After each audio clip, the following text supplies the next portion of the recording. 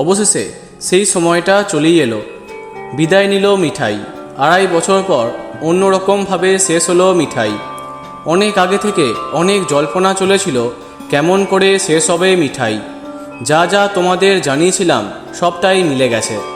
শেষ দিনে দেখা যাচ্ছে বাড়ি ফেরার পথে একটি অ্যাক্সিডেন্টে মিঠাইয়ের ডান হাত খুব বাজেভাবে ক্ষতিগ্রস্ত হয়।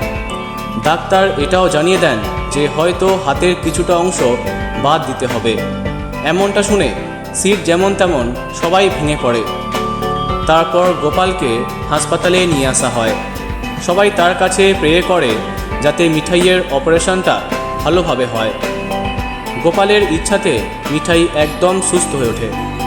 মিঠাইয়ের ফিরে আসা উপলক্ষে ছোটোখাটো অনুষ্ঠানের আয়োজন করে মোদক বাড়ি। এই সময় স্যান্ডিকে দেখা যায়, তবে পিঙ্কি, সমরেশ, পিসিমণি, নিপার মা বাবা এদের কাউকেই আর দেখানো হয়নি, যেটা কোথাও না কোথাও ঠিক হয়নি। তবে যাই হোক, যেমনটা আগাম জানিয়েছিলাম, শেষ দিনে জানা গেল তৌসা সন্তান সম্ভবা, মানে একসাথে ডবল খুশি মনোহরাতে। শেষ পর্বে আমরা এটাই দেখব সিড মিঠাইকে একসাথে মিষ্টি বানাতে।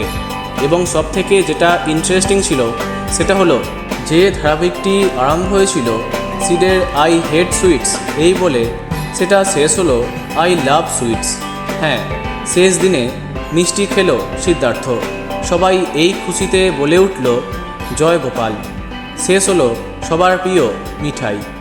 তো বন্ধুরা, কে কে মিস করবে মিঠাইকে কমেন্টে জানাতে পারো। ভিডিওটি লাইক এবং শেয়ার করো। এই রকম অনেক ভিডিও পেতে সাবস্ক্রাইব করো